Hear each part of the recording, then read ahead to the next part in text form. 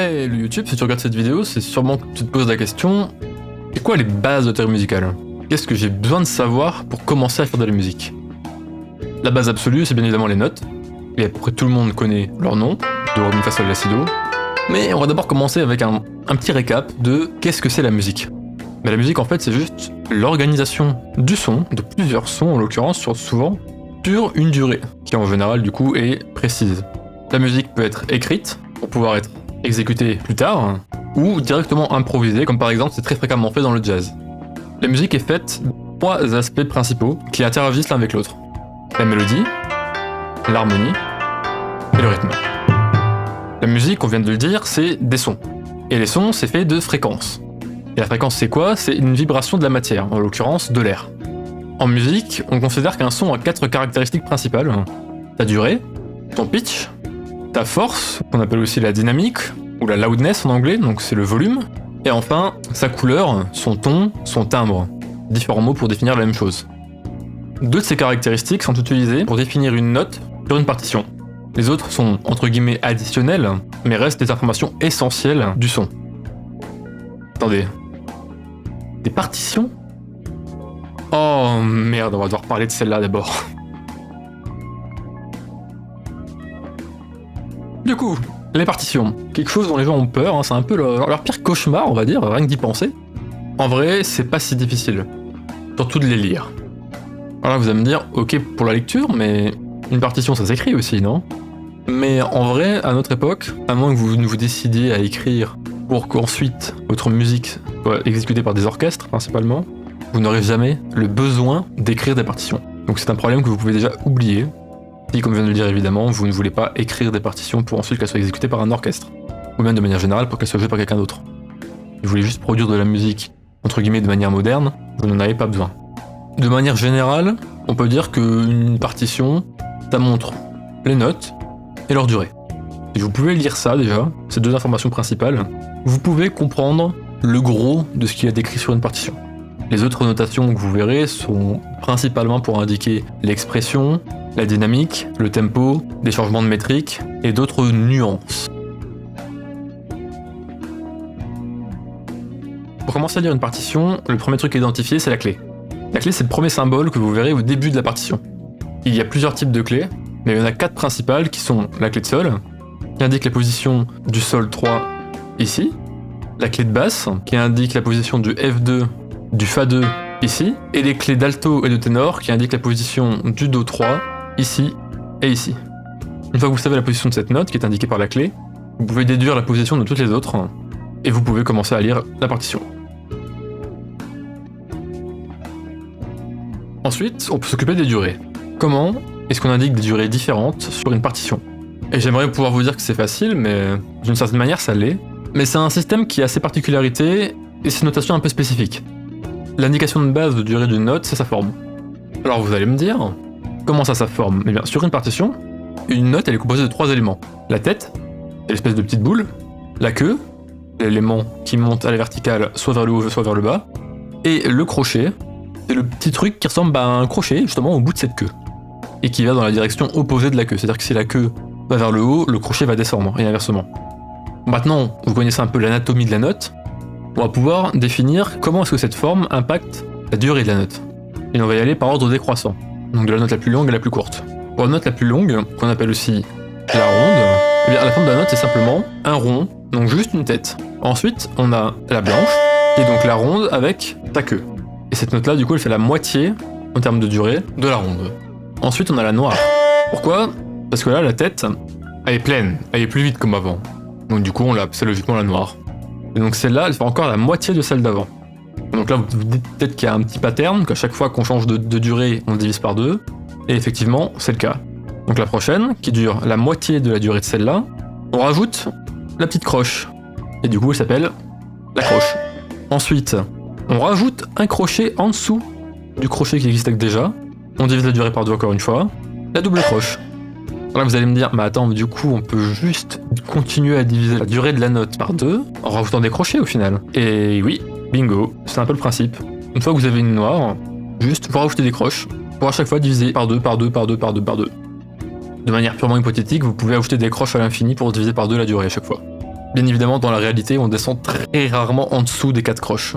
Déjà 4 croches, assez rare de les atteindre, en général on est plus au maximum sur les 2 croches, donc sur une double croche. Mais dans l'absolu, c'est une possibilité qui est valable. Et du coup, vous allez me dire, bah c'est facile en fait, pourquoi t'as dit que c'était pas facile? Comme je l'ai dit, le système il a un peu ses particularités. Que là vous savez les rapports entre les notes, vous savez qu'entre chaque note du coup, entre chaque durée de note en tout cas, c'est un rapport de soit divisé par 2 si vous descendez, soit x2 si vous montez. Vous connaissez toujours pas la durée de la note.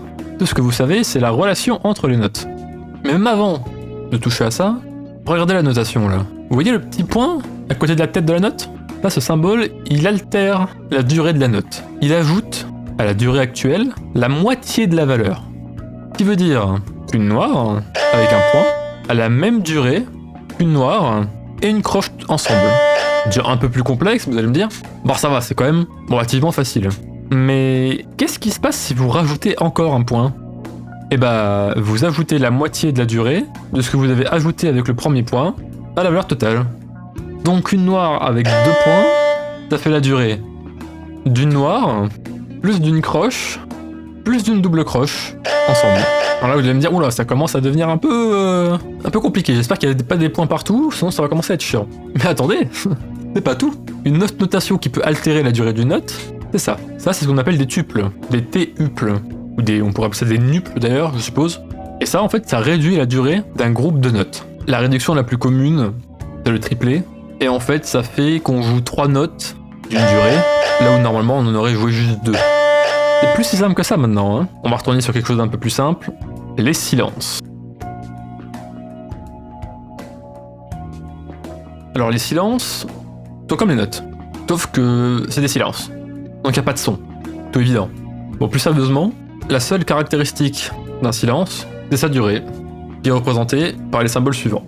Tout comme les notes, on peut mettre des points ou d'autres notations pour changer leur durée, mais à part ça, il n'y a pas d'explication plus détaillée à rajouter, juste c'est des silences, voilà. Sur le schéma, vous les voyez de la plus longue à la plus courte. Maintenant que vous savez ça, on va pouvoir aller sur des choses un peu plus profondes. On va aller plus en détail. Vous vous sentez déjà capable de lire une partition maintenant là? Un morceau que vous aimez peut-être? Pas encore? Peut-être parce qu'il vous manque encore au moins 3 informations importantes. Tout d'abord, les altérations de notes, de pitch pour être précis, qu'on appelle aussi les accidentelles. Ces petits symboles avant la note là. Il vous manque aussi l'armure. Vous voyez ces petits dièses et ces petits bémols là? C'est l'armure. Et il vous manque aussi ces 2 petits nombres que vous voyez là, la métrique, aussi appelée signature rythmique. On va commencer par le plus simple, les altérations.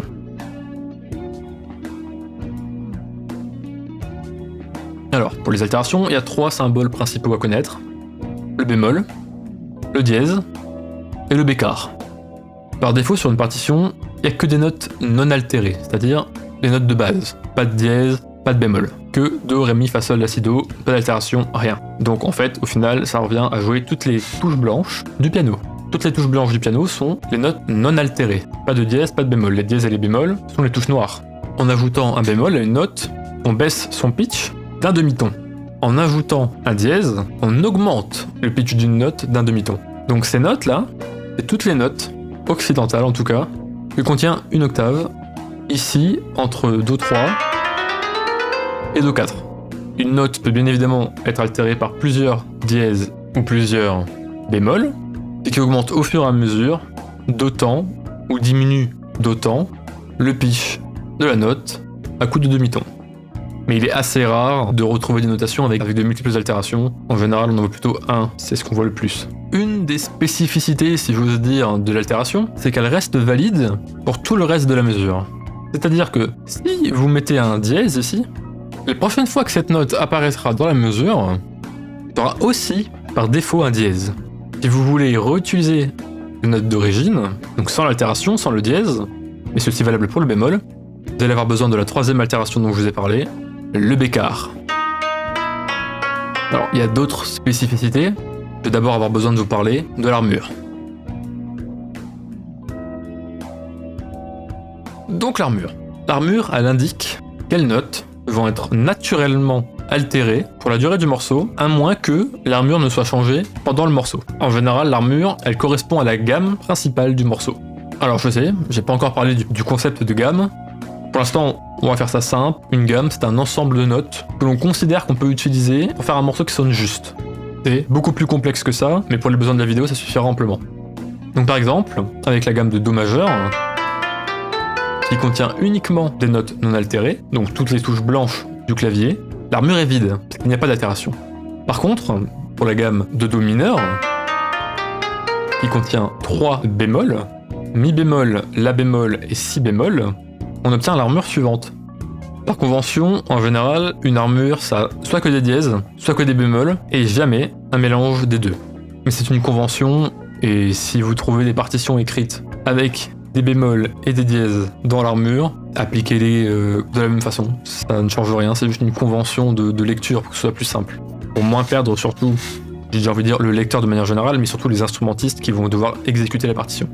Et du coup, un truc que vous devez avoir compris, en fait, l'autre spécificité dont j'ai pas voulu vous parler juste avant, c'est le fait que du coup, par convention, on ne peut pas utiliser à la fois des dièses et des bémols dans la même mesure.